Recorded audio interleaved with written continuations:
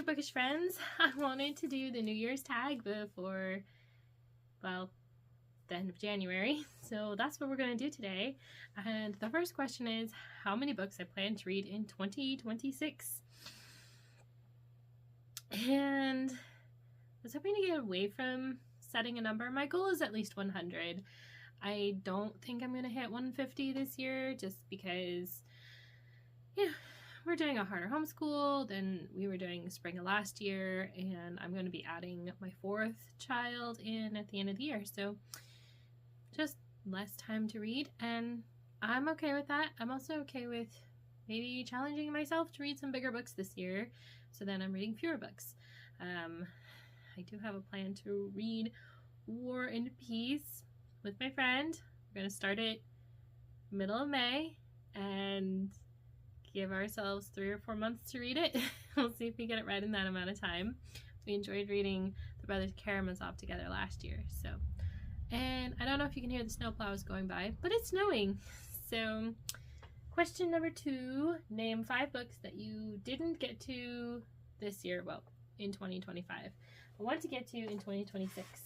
And I actually put most of those books on my 26 books to read in 2026 list, but here's the ones that I think I've had. I know I've had some of these at least 6 months.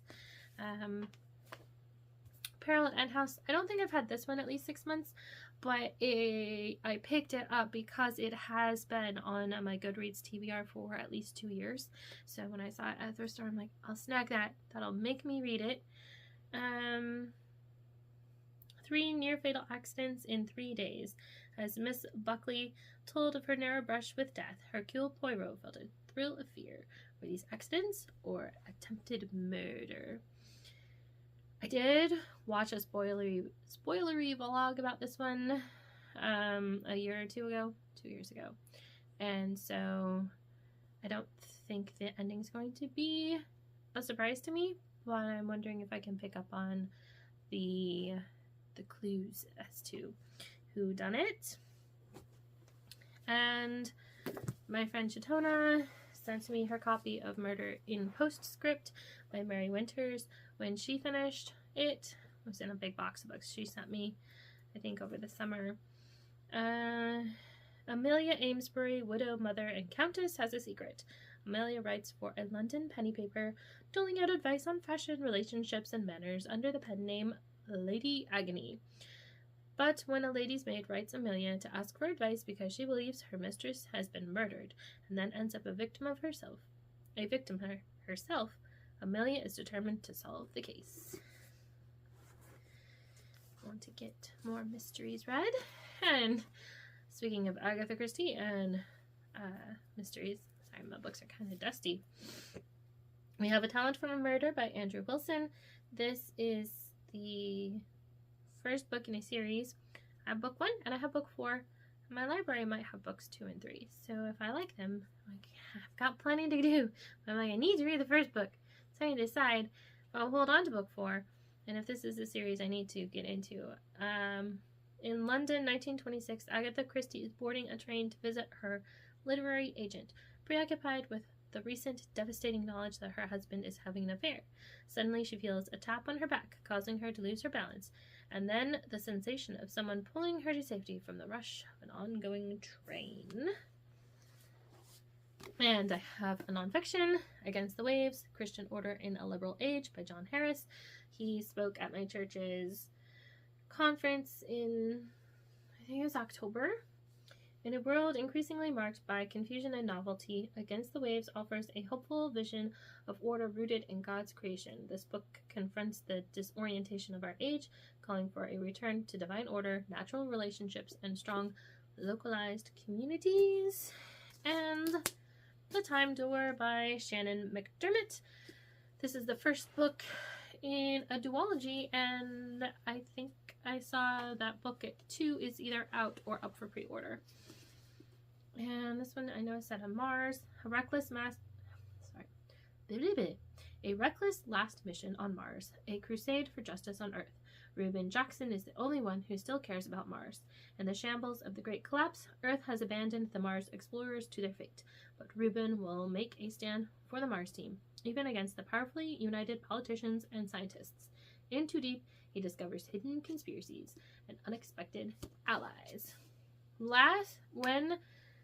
As of filming this book was still on sale on Amazon for $4.30. So if you want to try Christian science fiction, maybe give this a try. I haven't read it, but Chantel Rizalde has read it and raved about it enough that I bought a copy when it was on sale. So these are 5 books. Didn't read in 2025. They're on my list to get to in 2026. The third question is, what genre do you want to read more of? And I said I want to read more mystery.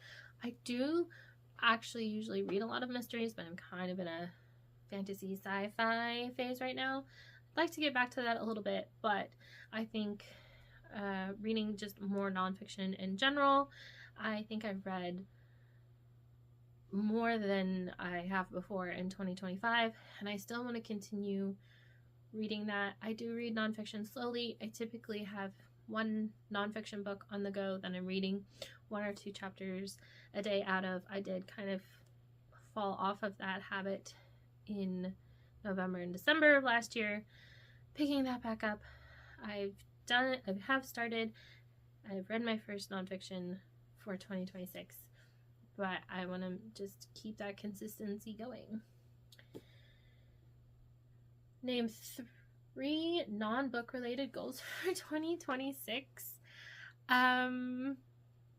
These might sound silly, but I want to learn how to knit, or at least try knitting at least once. I do crochet, but I want to try knitting. I want to see if that knitting motion is less difficult on my wrists, because I do suffer from repetitive use motion to my wrists, especially my right one.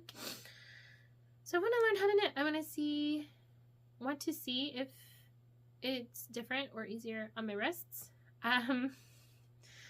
I want to try making either croissants or pain au chocolat at least once. That might seem ridiculous, but it's something that intimidates me, and I want to try it at least once. I want to make a successful batch of one of those 2 things. So that's something.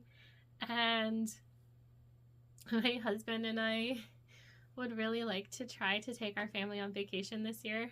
We have failed the past 2 years to do it. Both times trying to go see our friends in Colorado. Last year, we had all of our reservations made. His family was going to go with us, or at least his parents and his 2 brothers. And then my husband lost his job, and we canceled all of our reservations, and then he was only unemployed for 6 weeks, and we could have gone during those 6 weeks that he was unemployed, and we didn't, and we kind of regret it. And the year before that, we had actually started on our journey, stopped at his parents' house for the night, and then we he ended up with just massive leg cramps, didn't feel comfortable driving, and I had just gotten new glasses and was suffering from a little bit of vertigo and couldn't drive either. So we ended up staying at his parents' house for a few days and then driving home. So we want to try to make some sort of trip, even if it's just a few days somewhere where we go camping. We want to make that happen in 2026. Number 5, what's a book you've had forever but you still need to read? I'm actually pretty good about reading books within a reasonable amount of time of reading them or buying them if I'm going to buy them, but I have If I'm Found by Terry Blackstock. This is the 2nd book in her If I Run series. I think I reread If I Run in the summer of 2024, and I had bought that, and I bought the 2nd one to reread too, and it has sat for a while. So, all right, I can hear my furnace rumbling. Let's see if we can get the last one. One word that you're hoping 2026 will be. I don't do a word of the year. I would like for it to be like rest or read, but I'm guessing it's going to be more like focus and self-discipline and or time management. So yeah, I need to manage my time better, especially with homeschool getting harder and adding another kid. So yeah, let me know if you want to answer any of these questions, and until next time, happy reading.